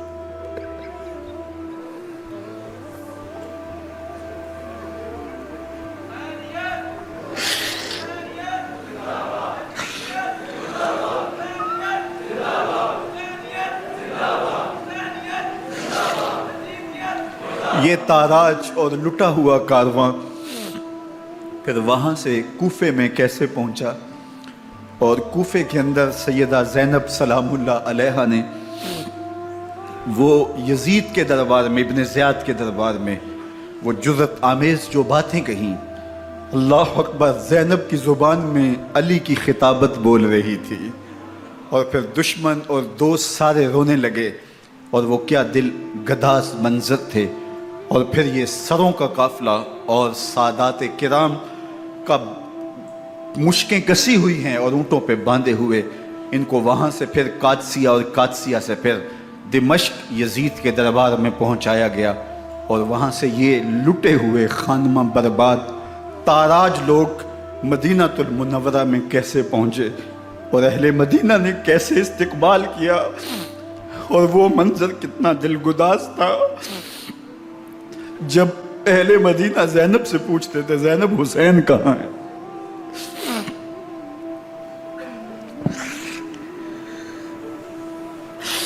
بے مروت بے وفا تیرا بھی کیا افسانہ ہے، جس نے اپنی ہی شمع کو گل کیا تو وہ پروانہ ہے۔ اپنے پیغمبر کے شہزادوں کو اور اپنے پیغمبر کی شہزادیوں کو جو دکھ اس امت نے دیے، یہ کائنات کی ایک انوکھی داستان ہے۔ اللہ ہمیں اسوہ شبیری پہ عمل کی توفیق عطا کرے اور ان کے نقوش پاک کی برکتیں دے، اہل بیت کی محبت ہماری روحوں میں جذب کر دے، اور جس عظیمت کے ساتھ، جس حوصلے کے ساتھ انہوں نے دکھوں کو جھیلا، جو دہکتی آگ کے شعلوں پہ سویا وہ حسین، جو جواں بیٹے کی میت پر نہ رویا وہ حسین، جس نے سب کچھ کھو کے کچھ نہ کھویا وہ حسین، مرتبہ اسلام کا جس نے دوبالا کر دیا، خون نے جس کے دو عالم میں اجالا کر دیا، جو کہ سوزے غم کو سانچے میں خوشی کے ڈھال کے مسکرایا موت کی آنکھوں میں آنکھیں ڈال کے۔ اے حسین ابن علی تم پر سلام، نازش آل نبی تم پر سلام۔ ذرا میرے ساتھ یہ پڑھ لیجئے، اے حسین ابن علی تم پر سلام، نازش آل نبی تم پر سلام، تم پہ لاکھوں رحمتیں لاکھوں سلام، اے شہیدان محبت کے امام، لالا گوں لالا بدن لالا کفن، اے چمن اندر چمن اندر چمن، زندگی ہی زندگی تیری حیات اے حیات اندر حیات اندر حیات، افتخار ملت بیضا ہے تو، رب کعبہ کی قسم یکتا ہے تو، فخر کا دل میں دریچہ باز کرنا چاہیے، جن کا تو آقا ہے ان کو ناز کرنا چاہیے۔ وآخر دعوانا ان الحمدللہ رب العالمین۔ 10 محرم الحرام کو کربلا کا واقعہ رونما ہوا، تو اس موسم میں اطراف و اکناف عالم میں اس حوالے سے بات ہوتی ہے، ذکر کیا جاتا ہے۔ اہل محبت حضرت امام حسین رضی اللہ تعالی عنہ کے حضور خراج عقیدت اور خراج محبت پیش کرتے ہیں۔ یہ حق و باطل کا معرکہ تھا، جھوٹ اور سچ کا مقابلہ تھا، ظلم اور عدل کا ٹکراؤ تھا، خیر اور شر کی لڑائی تھی، دو نظریات کا تصادم تھا۔ ایک طرف امام حسین رضی اللہ تعالی عنہ اور ان کے 72 جانثار تھے، اور دوسری طرف یزید اپنی تمام تر قوت کے ساتھ موجود تھا۔ حضرت امام حسین رضی اللہ تعالی عنہ سے مسلسل آخری وقت تک بیعت کا اثرار رہا، اور آپ آخری سانس تک یزید کی بیعت سے انکار کرتے رہے۔ حضرت امام حسین رضی اللہ تعالیٰ عنہ لڑائی کے لیے نہیں آئے تھے، ورنہ خواتین اور بچے ساتھ لانے کا کوئی مقصد نہیں تھا۔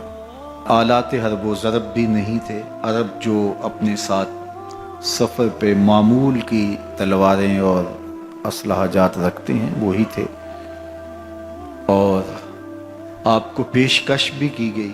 ترماح بن عدی بن حاتم نے، یہ حاتم تائی کا پوتا تھا، کہا کہ آپ میرے ساتھ ہمارے علاقے میں چلے جائیں۔ جب مختلف بادشاہوں نے عرب پر قبضہ کیا تو ہمارے قبائلی علاقے اس وقت بھی ان سے محفوظ رہے۔ ہم آزاد قبائل ہیں، میں چند دنوں میں آپ کی پشت پر 30,000 کا لشکر کھڑا کر دوں گا جو جانثار ہوگا۔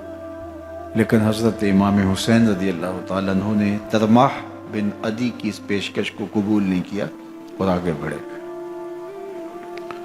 دشت نینوا میں، جسے دشت کربلا بھی کہتے ہیں، حر بن یزید ریاحی 500 سواروں کو ساتھ لے کر کے حضرت امام حسین کو محصور کر دیتا ہے، اور پھر یزید کا لشکر وہاں جمع ہونا شروع ہو جاتا ہے۔ 22,000 یا 30,000 کا لشکر امام حسین رضی اللہ تعالی عنہ کے اطراف میں لگا دیا گیا۔ 3 دن تک اس خانوادے کے لیے پانی بند کر دیا گیا۔ پانی کے بغیر تو انسان کی زندگی معطل ہو جاتی ہے، اور 3 دن کی مسلسل پیاس، اور پیاس میں بلکتے 6 ماہ کے بچے، خواتین اور بوڑھے۔ لیکن عزیمت کی راہوں کے یہ مسافر کسی صورت بھی یزید سے بیعت کرنے پہ آمادہ نہ ہوئے۔ یہ ایک ہیلا تھا کہ پانی بند کریں گے، بچے بلکیں گے، خواتین بے چین ہو جائیں گی تو یہ مجبور کر دیے جائیں گے۔ لیکن کہا تم جو کرنا ہے کرو۔ یہ بات طے شدہ ہے کہ ہم یزید سے بیعت نہیں کریں گے۔ پھر 3 ماہ پانی بند کرنے کے بعد حضرت امام حسین رضی اللہ تعالیٰ عنہ اور ان کے خاندان کو جس طرح ذبح کیا گیا، یہ ایک دردناک کہانی ہے۔ 72 افراد کربلا میں شہید کر دیے گئے۔ اہل حق کا یہ قافلہ بھوک اور پیاس سے نڈھال تھا، لیکن عزیمت کی راہوں کا یہ مسافر سرنگوں نہیں ہوا اور یزید کے ہاتھ پہ بیعت نہیں کی۔ امام حسین رضی اللہ تعالی عنہ آپ کے بیٹے، بھائی بھتیجے، بھانجے، آیان و انصار، محبین شہید کر دیے گئے۔ 70 لوگ آپ سے پہلے شہید کیے گئے، پھر امام حسین رضی اللہ تعالی عنہ شہید کر دیے گئے۔ سوید نامی ایک زخمی، وہ چھری لے کر کے حملہ آور ہوئے اور وہ بھی شہید کر دیے گئے۔ یہ کربلا کے آخری شہید تھے جو حضرت امام حسین کے بعد شہید ہوئے۔ لیکن ان کی خون آشام تلواروں کی ابھی پیاس نہیں بجھی، اور ان کی آتش غیظ و غضب ابھی ٹھنڈی نہیں ہوئی۔ شمز الجوشن حضرت علی اوسط، جنہیں امام زین العابدین کے نام سے دنیا جانتی ہے، 14 سال کی عمر میں تھے، بیمار تھے، خیمے میں گھس کے ان کو بھی شہید کرنے لگا تو حمید بن مسلم نے کہا کہ کیا بچوں کو بھی شہید کیا جائے گا؟ تو وہ رک گیا۔ عمر بن سعد کے حکم نامے سے مقدس لاشوں پر گھوڑے دوڑائے گئے، حتیٰ کہ ان کی ہڈیاں چور چور ہو گئیں، اور شہیدوں کے سر نیزوں پہ چڑھا دیے گئے۔ حسین ابن علی اور ان کے آیان و انصار کاٹ دیے گئے۔ فتح کے نعرے بجے، جشن منائے گئے، اور یہ قافلہ کربلا سے کوفے کی جانب روانہ ہوا۔ شہیدوں کے سر نیزوں پہ آگے آگے چل رہے ہیں، اور اونٹوں کے اوپر حضور کی بیٹیاں، حضور کی شہزادیاں اور حضرت امام زین العابدین کو باندھا گیا ہے، اور یہ تقدس مآب قافلہ کوفے پہنچتا ہے۔ ابن زیاد بہت خوش تھا کہ جیسے اس نے کوئی بہت بڑا کام کر لیا ہو۔ نواسہ رسول کا سر ایک تشت میں رکھا اس کے سامنے تھا، اور وہ چھڑی سے آپ کے ہونٹوں اور آپ کے دانتوں پر ضرب لگاتا۔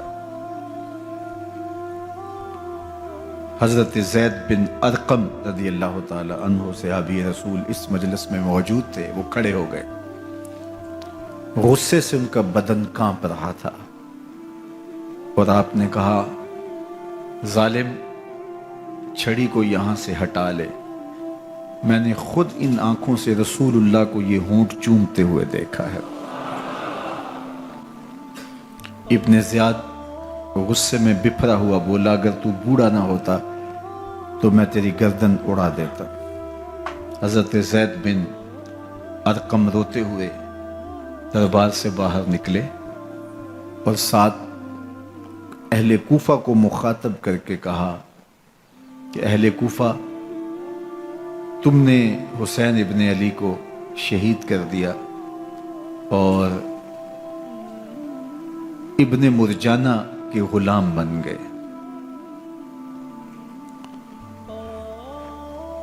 حضرت زینب سلام اللہ علیہا ایک کونے میں بیٹھی تھی، پرانے کپڑوں میں ملبوس۔ ایک وہ وقت بھی تھا کہ سیدہ زینب سلام اللہ علیہا جب کوفے میں آئیں،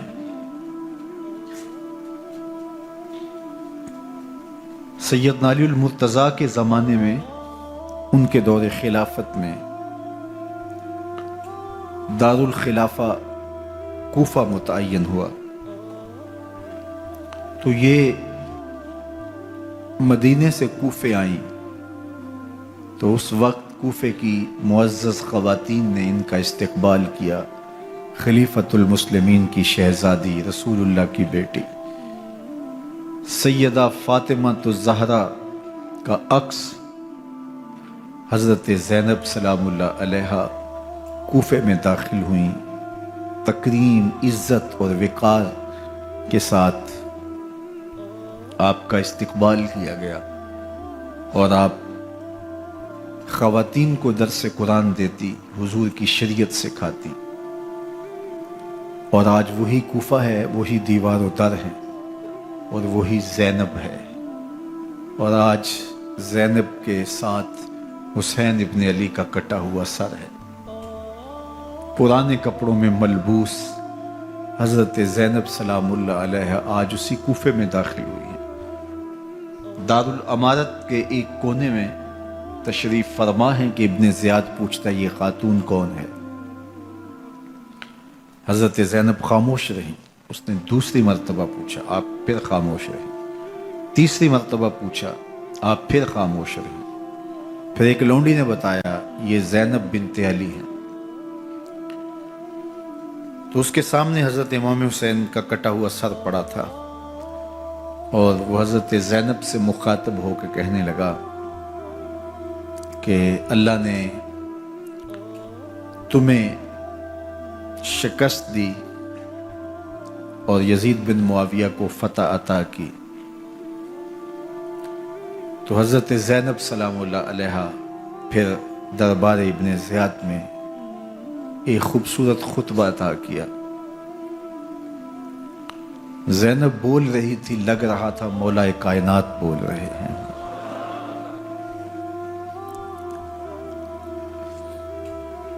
یہ خطبہ بامر مجبوری تھا، ابن زیاد کی خرافات کا جواب تھا۔ تو ابن زیاد سے اس کا جواب تو نہ بن پڑا، لیکن کہنے لگا کہ بڑی مکفہ اور مسجع گفتگو کی، تمہارا باپ علی بھی بہت اچھا شاعر تھا۔ تو سیدہ زینب سلام اللہ علیہ نے فرمایا ہمیں مکفہ گفتگو سے کیا غرض، یہ تو ایک حقیقت ہے جو ہم نے بیان کی۔ تو حضرت علی اوسط امام زین العابدین بھی پاس تھے، تو دیکھ کر کے کہنے لگا کہ یہ لڑکا کون ہے؟ تو فرمایا میں علی بن حسین ہوں۔ تو کہا کہ انہیں تو قتل کر دیا گیا۔ کہا وہ میرے بھائی تھے اور ان کا نام بھی علی تھا، میرا نام بھی علی ہے۔ تو اس نے کہا کہ اس لڑکے کو لے جاؤ اور قتل کر دو۔ حضرت زینب علی اوسط امام زین العابدین کے ساتھ چمٹ گئیں اور کہا کہ اگر تم اسے قتل کرو گے تو اس کے ساتھ مجھے بھی قتل کرنا ہوگا۔ تو ابن زیاد کہنے لگا کہ یہ عورت سچ کہتی ہے، واقعی اس کے جذبات یہی ہیں۔ اور الصلاۃ جامعہ کی پکار کے ساتھ مسجد کوفہ میں آ گیا۔ کوفے کے لوگ سارے ابن زیاد کے سامنے تھے۔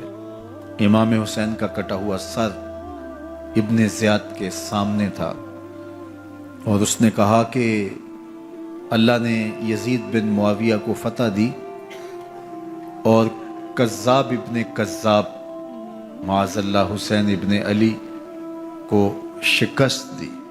جب اس نے یہ بات کہی تو عبداللہ بن عفیف الازدی رضی اللہ تعالی عنہ موجود تھے، وہ کھڑے ہو گئے۔ غصے سے ان کا بدن کانپ رہا تھا اور آپ نے پوری ہمت کے ساتھ ابن زیاد کو جواب دیتے ہوئے کہا، ظالم، حسین سچا، حسین کا باپ بھی سچا، تو جھوٹا، تیرا باپ بھی جھوٹا، جس نے تجھے امیر بنایا وہ بھی جھوٹا۔ تو ابن زیاد نے جب اپنے بارے عبداللہ بن عفیف سے یہ بات سنی تو اس نے حکم دیا کہ ان کا سر کاٹ دیا جائے، اور پھر حضرت عبداللہ ابن عفیف رضی اللہ تعالی عنہ کو شہید کیا گیا اور ان کی لاش کو سولی چڑھا دیا گیا۔ حق کی راہ کے یہ مسافر اپنی جان کس طرح راہ خدا میں سپرد کر رہے تھے۔ اہل کوفہ سہمے ہوئے، ڈرے ہوئے ابن زیاد کے دربار میں بیٹھے تھے اور امام حسین رضی اللہ تعالی عنہ کے قتل کا، ان کی شہادت کا انہیں دکھ تو تھا، لیکن ان کے اندر ہمت، طاقت اور توانائی نہیں تھی۔ ان کی تلواریں یزید کے ساتھ رہیں اور دل امام حسین رضی اللہ تعالی عنہ کے ساتھ رکھنے کی بات کرتے تھے۔ پھر یہ قافلہ کوفہ سے چلتے چلتے دمشق کی جانب عازم سفر ہوا۔ ایک اونٹ پہ تین لوگوں کو سوار کیا گیا تھا۔ امام زین العابدین کو سوار بھی کیا گیا اور بدن پر زنجیریں بھی باندھی گئیں، جکڑ کر کے سواری پہ بٹھایا گیا۔ اللہ اکبر! جہاں جہاں سے یہ لوگ گزرتے، لوگوں کو ان کی حالت پہ رحم آتا۔ بہت سارے لوگ نہیں جانتے تھے یہ کون ہیں۔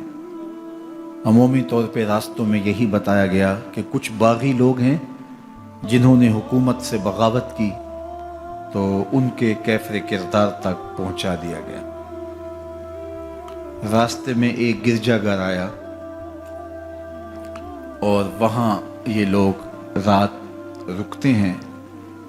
گرجا گھر کی دیوار پہ لکھا ہوا تھا: اترجو امت قتلت حسین شفاعت جدہ یوم الحساب۔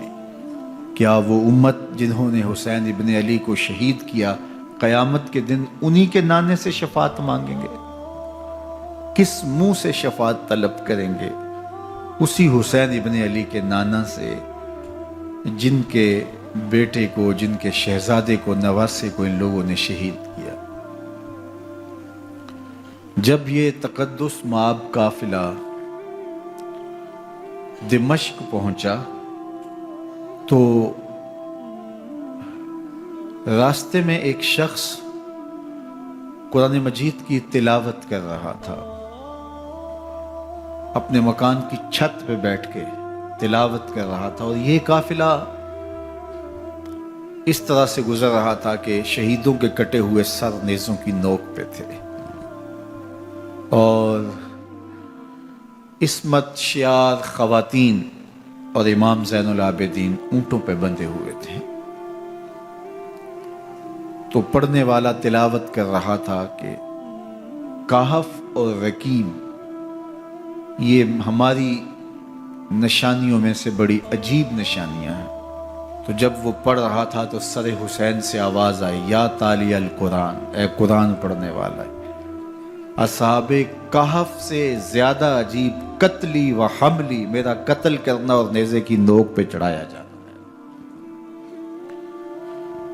یہ قافلہ یزید کے دربار میں پہنچتا ہے۔ یزید بہت خوش ہوا اور اس نے حضرت امام زین العابدین رضی اللہ تعالیٰ عنہ سے کہا کہ تمہارے باپ نے میری حکومت کے خلاف بغاوت کی اور وہ اپنے انجام کو پہنچے۔ تو آپ نے جواب میں قرآن مجید کی آیات کی تلاوت کی اور اہل بیت کے مناقب اور فضائل بیان کیے۔ سیدہ زینب سلام اللہ علیہا کا ایک خطبہ اہل بیت کی عظمت، مناقب اور فضائل میں یزید کے دربار میں اپنی انوکھی اور البیلی شان رکھتا ہے۔ یزید پہلے تو خوش ہوا، لیکن جب اس نے لوگوں کے چہرے دیکھے تو وہ پریشان ہو گیا، حتیٰ کہ یزید کے دربار میں ایک عیسائی سفیر آیا ہوا تھا، تو اس نے جب کٹے ہوئے سر دیکھے اور خستہ حال سادات کی شہزادیوں کو دیکھا تو اس نے کہا یہ کون لوگ ہیں؟ تو اسے بتایا گیا، تو اس نے بڑے تاسف کا اظہار کیا، کہا کتنے بد نصیب لوگ ہو، ہمارے پاس حضرت عیسیٰ علیہ السلام کے گدھے کا کھر موجود ہے اور ہم اسے بھی عزت کی جگہ پہ رکھے ہوئے ہیں، اور تم کتنے بدبخت ہو، اپنے رسول کے نواسے کو شہید کر دیا۔ بے مروت بے وفا تیرا بھی کیا افسانہ ہے، جس نے اپنی ہی شمع کو گل کیا تو وہ پروانہ ہے۔ تو یزید نے جب لوگوں کے تیور دیکھے اور بدلتے ہوئے حالات دیکھے تو اس نے تعصف کا اظہار کیا اور کہا اللہ برا کرے ابن زیاد کا، وہ امام حسین کو میرے تک پہنچنے دیتا تو میں ان سے اچھا معاملہ کر لیتا۔ کچھ لوگ اس سے یزید کو بری الذمہ قرار دینے کی کوشش کرتے ہیں، لیکن یزید کے اپنے حکم سے سب کچھ ہوا۔ ابن اسیر نے لکھا ہے کہ جب یزید مرا تو ابن زیاد دمشق آ رہا تھا، اس کے ساتھ مسافر بن شریح بھی تھا، تو اچانک وہ کچھ سوچنے لگا۔ تو مسافر بن شریح نے کہا کہ ابن زیاد میں تمہیں بتاؤں تم کیا سوچ رہے ہو؟ کہا بتاؤ۔ کہا تم یہ سوچ رہے ہو کہ میں نے نواسہ رسول کو شہید کیوں کیا؟ تو کہنے لگا کہ یہ مجھے یزید کا حکم تھا، اور اگر میں نواسہ رسول کو شہید نہ کرتا تو وہ مجھے قتل کر دیتا۔ اور جب مسلم بن عقبہ کو مدینہ المنورہ کی حرمت کو پامال کرنے کے لیے اور حضرت عبداللہ ابن زبیر رضی اللہ تعالیٰ عنہ کی خلافت کے اعلان کے بعد مکہ المکرمہ پر حملے کے لیے جو یزید نے بھیجا، تو اس سے قبل اس نے ابن زیاد کو کہا کہ یہ کام تم کرو۔ تو ابن زیاد نے جو جواب دیا وہ یہ تھا کہ میں تمہارے کہنے پہ پہلے ہی نواسہ رسول کو شہید کر چکا ہوں، اب نواسہ رسول کو شہید کرنا اور کعبۃ اللہ کی حرمت کو پامال کرنا، یہ دو چیزیں میں جمع نہیں کروں گا۔ اور اس نے بادشاہ کے حکم کا انکار کر دیا۔ تو یزید نے امام حسین رضی اللہ تعالیٰ عنہ کی شہادت کا حکم دیا تھا ابن زیاد کو، اور یہ دو گواہیاں میں نے ابن زیاد سے آپ کے سامنے رکھی۔ باقی اس کا یہ سیاسی پینترا کہ وہ تعصب کا اظہار کرے، تو قاتل کی پشیمانی مقتول کی اہمیت تو بڑھا سکتی ہے، لیکن قاتل کے دامن سے قتل کا داغ نہیں دھو سکتی۔ تو حضرت امام حسین رضی اللہ تعالی عنہ کا قتل یزید کو اب نظر آ رہا تھا مجھے بہت مہنگا پڑے گا، آخرت تو برباد ہوئی ہی ہوئی، دنیا بھی میں نے برباد کر لی، اور میری حکومت بھی مستحکم نہیں رہ سکے گی۔ تو اب اس نے یہ کہنا شروع کر دیا کہ خدا برا کرے ابن مرجانہ کا کہ وہ راستہ دے دیتا اور امام حسین کو میرے تک پہنچ دیتا۔ حضرت امام زین العابدین سے اب وہ لجاجت کرنے لگا اور کہنے لگا کہ حضرت آپ کچھ ارشاد فرمائیے۔ تو آپ نے تین چیزیں ارشاد کی۔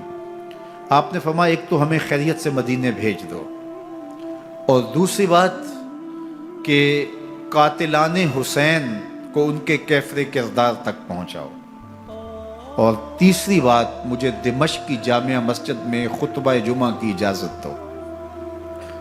اس نے کہا کہ خطبہ جمعہ کی اجازت بھی دیتا ہوں، آپ کو خیریت سے مدینہ المنورہ بھی روانہ کر دیا جائے گا، لیکن قاتلان حسین کو کیفر کردار تک پہنچانا یہ میرے بس میں نہیں ہے، یہ ممکن نہیں ہے۔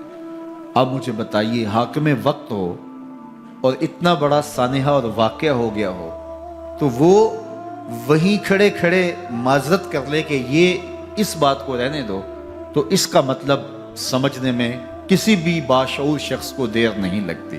اسے چاہیے تھا کہ وہ کہتا کہ میں اس کی تحقیق کروا کے جو بھی مجرم ہے وہ کیفر کردار تک پہنچے گا، اور آپ نہ بھی کہتے تو یہ میں کرتا چونکہ میں حاکم وقت ہوں۔ لیکن اس نے فوراً کہا کہ یہ ممکن نہیں ہے، تو اس کا مطلب کیا کہ مجرم میں خود ہوں، تو میں اس سے جو ہے وہ بچنا چاہتا ہوں۔ تو اس نے حضرت امام زین العابدین کو کہا دو شرطیں تو قبول ہیں، لیکن یہ تیسری شرط قبول نہیں ہے اور یہ ممکن نہیں ہے۔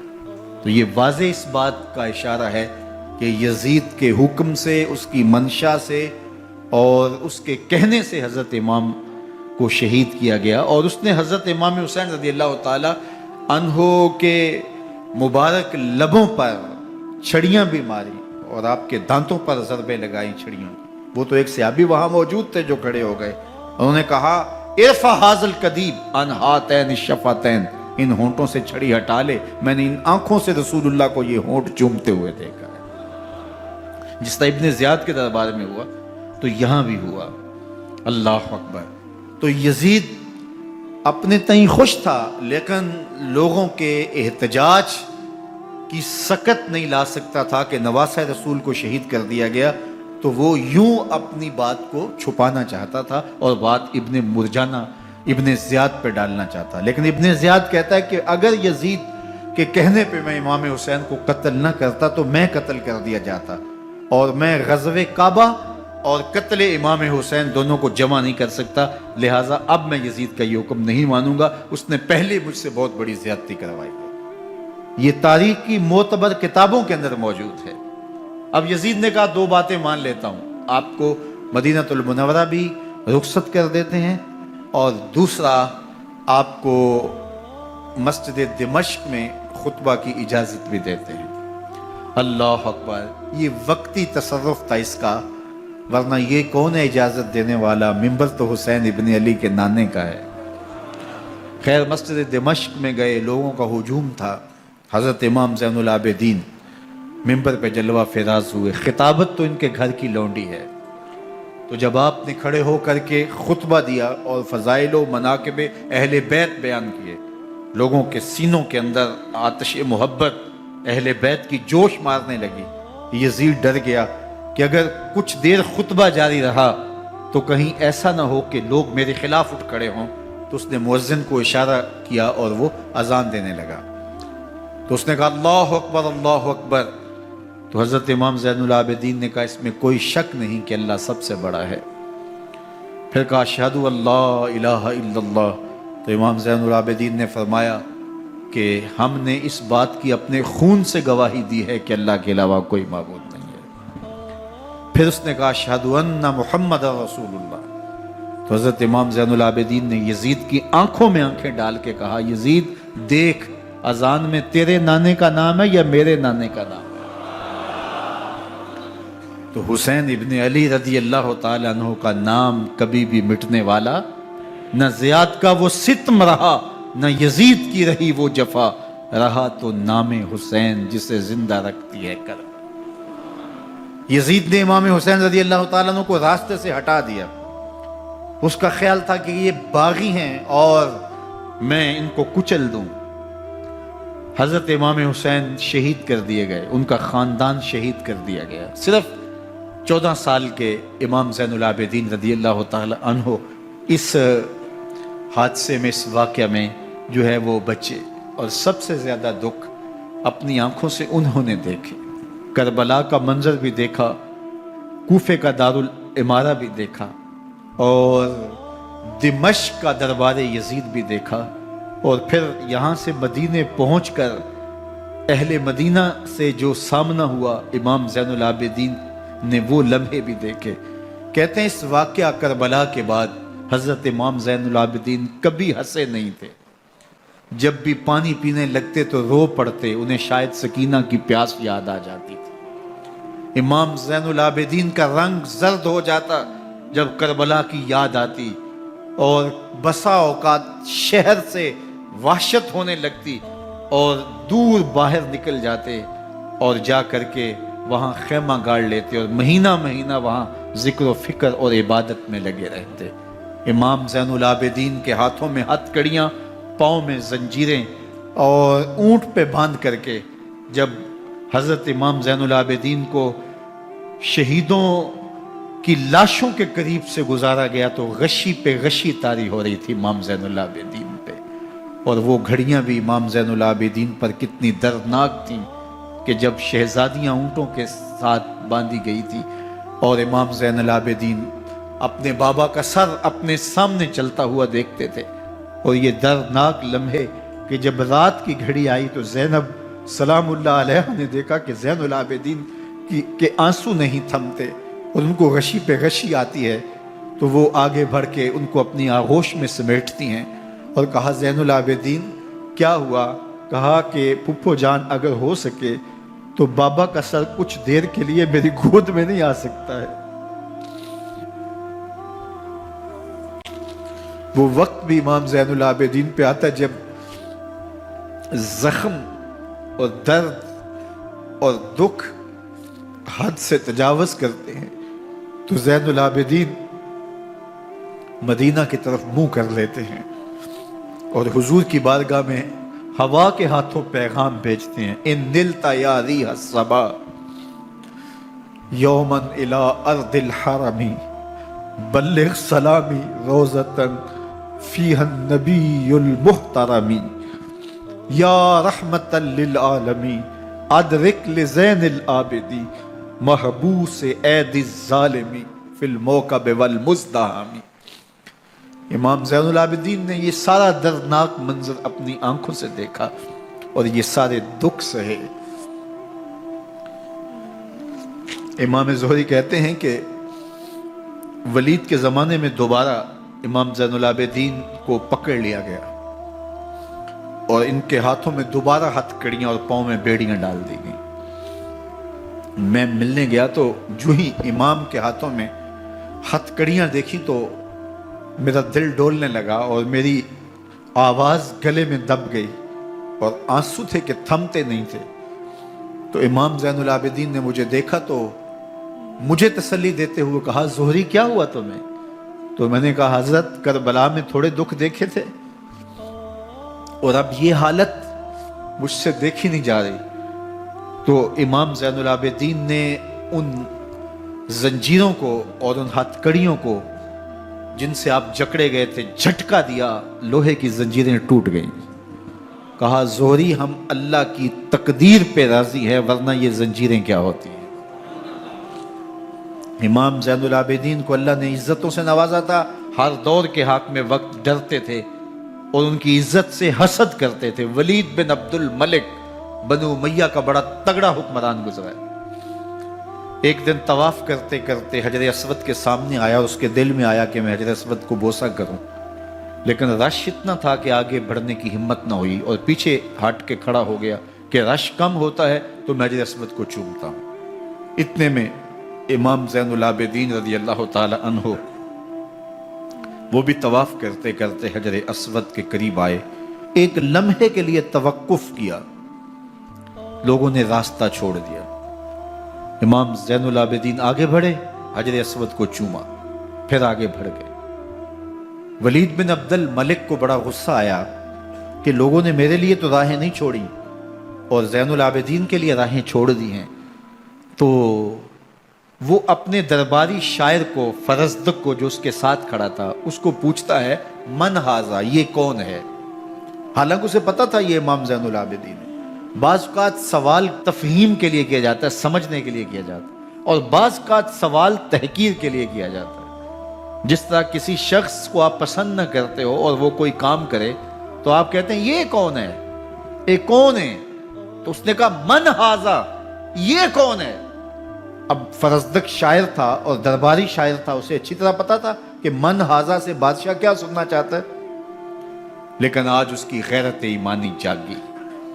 بادشاہ نے کہا، من ہاذا، یہ کون ہے؟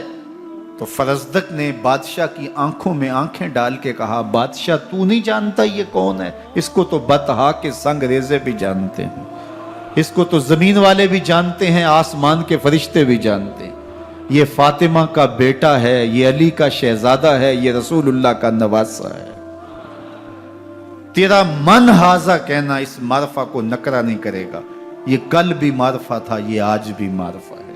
کھڑے کھڑے امام زین العابدین کی شان میں ایک طویل قصیدہ لکھ دیا۔ بادشاہ تو اس سے کچھ اور سوچ رہا تھا، الٹ ہو گیا، اس نے ایک فرزدق کو جیل میں ڈال دیا۔ امام زین العابدین کو پتا چلا، آپ نے اشرفیوں کی 2 تھیلیاں خادم کے ہاتھ بھیجی کہ ہماری وجہ سے تمہارے اوپر یہ افتاد پڑی ہے۔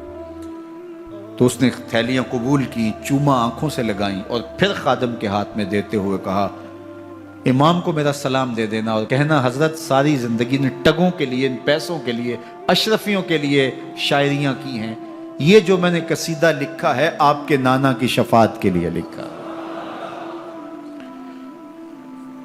جو دلوں کو فتح کر لے وہی فاتح زمانہ۔ امام حسین کو تو کاٹ دیا گیا نا، اس لیے کاٹ دیا گیا کہ یہ ہماری حکومت سے بغاوت کر رہے ہیں، انہوں نے یہ کہا، بہانہ یہ بنایا، نظم حکومت میں یہ مخل ہو رہے ہیں، لہٰذا انہیں شہید کر دیا گیا۔ نہ صرف انہیں شہید کیا گیا सर काटे गए, नेज़ों की नोक पे चढ़ाए गए, लाशों पे घोड़े दौड़ाए गए। क्या क्या जुल्म था, क्या क्या जबर था जो रवा नहीं रखा गया। प्यासा रखा गया, भूखा रखा गया, 6 माह के बच्चे भी नहीं छोड़े गए। इमाम हुसैन जब हजरत अली असगर को अपने हाथों पे उठा के फुरात के किनारे जा खड़े हुए तो आपने अशकिया से मुखातब होकर कहा कि तुम्हारी लड़ाई तो मुझसे है, इस 6 माह के बच्चे ने तुम्हारा कुछ नहीं बिगाड़ा। चुल्लू से पानी भरा ताकि असगर का हलक तर हो जाए, तो पानी अभी हलक तक नहीं पहुंचा, 2 शाखा सनसनाता हुआ तीर आया और अली असगर का गला चीर गया। और कहते हैं वो जो तीर था जो हजरत अली असगर का गला चीर के आगे गुजरता है, वो तीर था जो जानवरों को मारने के लिए इस्तेमाल किया जाता है। गर्दन लटक जाती है, खून बहने लगता है। इमाम हुसैन उस खून को आसमान की तरफ उछाल के कहते हैं, मालिक हुसैन की ये कुर्बानी भी कबूल फरमा ले। नस्ल मिटा दी गई, शहीद कर दिए गए, घोड़े दौड़ाए गए। सादाते किराम, इस्मत शियार पैगंबर ज़ादियों को ऊंटों पे बिठाया गया, रस्सियों से जकड़ा गया, चादरें छीनने की कोशिश की गई, क्या कुछ नहीं हुआ। तारीख दर्दनाक है और ये पैगंबर के मानने वालों ने, कलमा पढ़ने वालों ने ये सब कुछ किया। बेमुरव्वत, बेवफा, तेरा भी क्या अफसाना है। जिसने अपनी ही शमा को गुल किया तो वो परवाना है। लेकिन यजीद की दलील ये थी कि ये हुकूमत का नज़म चलता है, इसे चलने दिया जाना चाहिए, इन्होंने क्यों रुकावट डाली है, लिहाजा ये बागी हैं, इनको काट दिया जाए। मैं कहता हूँ इमाम हुसैन को शहीद कर दिया गया, उनके आयान व अंसार को शहीद कर दिया गया, पूरे खानदान को प्यासा रख के ज़बह कर दिया गया, 6 माह के बच्चे भी नहीं छोड़े गए, 80 साल के बूढ़ों को भी शहीद किया गया, खवातीन को ऊंटों पे बिठाया गया और गली गली इस्मत माब पैगंबर रहमत की शहजादियों को कूफे और दमिश्क के बाजारों के अंदर बनाया गया। तो मुझे बताएं उसके बाद यजीद की हुकूमत ने क्या किया, उनका क्या कारनामा था। कितने मुहद्दिस पैदा हुए, कितने मुफक्किर पैदा हुए, कितने जर्नैल पैदा हुए, कितने सूफी पैदा हुए। कौन था जो उनके तख्त व ताज और उनकी हुकूमत जिसको बचाने के लिए इतना बड़ा हादसा कर दिया और पैगंबर के बेटों को शहीद कर दिया। तो क्या फिर उस हुकूमत ने किया यजीद ने? यजीद का अपना बेटा तख्त पे बैठने के लिए तैयार नहीं था। 6 माह के बाद उसकी लाश घर से निकली, उसने कहा कि ये तख्त जो है वो आले रसूल के खून पे बना है, मैं इस पे नहीं बैठूंगा। और रुस्वा हो गए। और यजीद जिसको जोम था कि मैं इतनी बड़ी सल्तनत का मालिक हूं, इसको बचाना है, उस सल्तनत ने इस्लाम के लिए क्या किया मुझे बताओ। कौन से जर्नैल पैदा किए, कौन से हुक्मरान पैदा किए, उसने कौन से तवाना लोग पैदा किए, कौन से मुहद्दिस, कौन से मुफक्किर, कौन से मुस्लिह पैदा किए। और जिस खानदान को काट दिया गया, सिर्फ एक 14 साल का अली औसत ज़ैनुल आबिदीन बचा। और जरा हुसैन इब्न अली की नस्ल देखो, जाफर सादक किस नस्ल से हैं, बाकिरुल उलूम किस नस्ल से हैं, हजरत गौसे आजम किसके शहजादे हैं, हजरत दाता गंज बख्श अली हजवेरी किसके बेटे हैं, और हजरत मोइनुद्दीन चिश्ती अजमेरी किसके बेटे हैं। आज जमाने को जो भी दिया है हुसैन के बेटों ने दिया है। यजीद तख्त बचाकर भी उम्मत को कुछ ना दे सका और इमाम हुसैन ने सब कुछ लुटा के उम्मत को ईमान की बहारें अता कर। आज जहां भी मिंबरों मेहराब की रौनक नजर आ रही है, इसके पीछे हुसैन का कोई बेटा खड़ा हुआ नजर आए। अल्लाह अकबर। इस दीन के खाके में रंग ही हुसैन इब्न अली के खून ने भरा है। हुसैन अगर ना शहीद होता तो आज घर घर यजीद होता, इस्लाम की अजमत अया न होती, खुदा के घर में अज़ा न होती, बारे इलाहा नौहा सुनाता फिरता, ता रोज़े जज़ा अश्क बहाता फिरता, इमदाद न करते अगर करबला में हुसैन, इस्लाम तेरा ठोकरें खाता।